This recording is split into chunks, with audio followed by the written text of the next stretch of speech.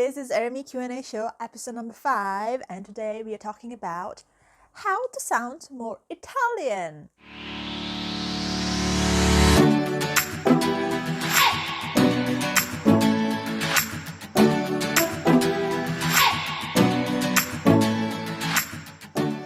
Today's question comes from Sue, who writes, I've just started to learn Italian, and one of the things I struggle the most is to get my pronunciation right.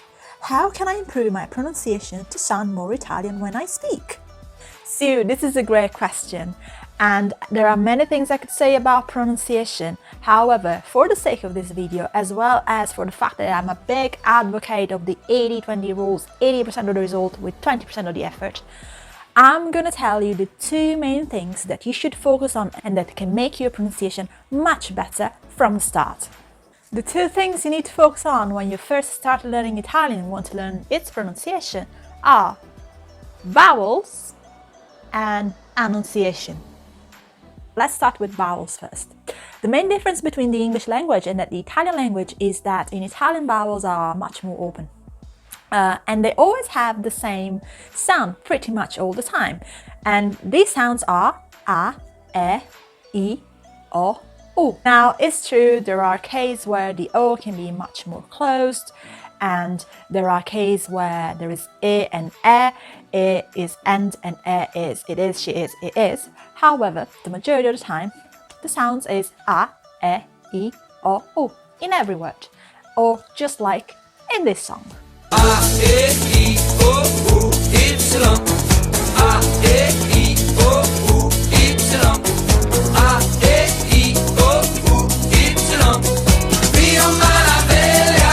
By the way, this song is a real hit on New Year's Eve and we dance it like crazy. And yes, it's a Portuguese song. The Y in Italian as well as in Portuguese is called Y. Back to our topic. To show you exactly what I mean, I'm going to show you some words that are completely the same in Italian and English, and how an Italian would pronounce it and an English native speaker would pronounce it. And I asked Chris's help to do so. Let's see.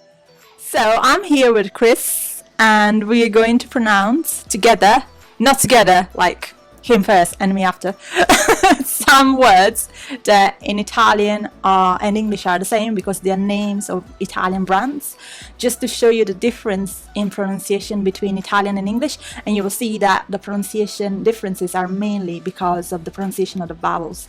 So let's do the first one already. What's the first one? Valentino. And in Italian we would say Valentino.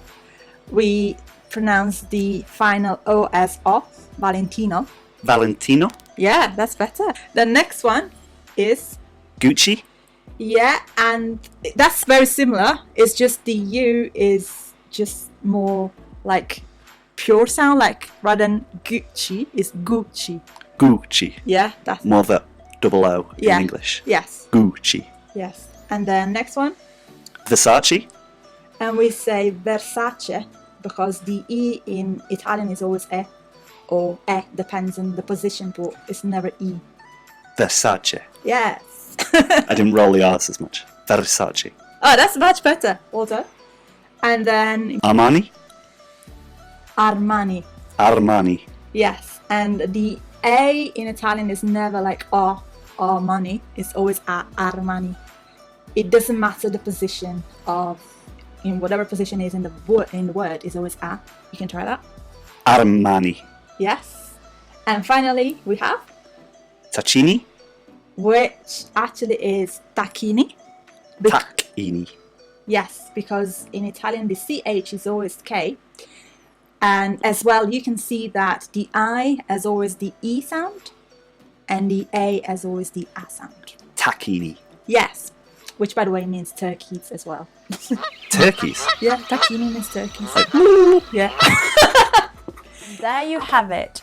All these words, as you can see, the main difference between them is in the quality of the vowels and how every syllable is pronounced. So the first thing I want you to remember when you are speaking and reading in Italian is to pronounce the vowels with a really nice open mouth, and at the same time try to pronounce every syllable. This is also why when Italian people learn English, it's very difficult for them to understand that some syllables are not really pronounced and we pronounce everything. What I often hear is people, especially beginners, to mispronounce very basic words such as bello, grazie, etc.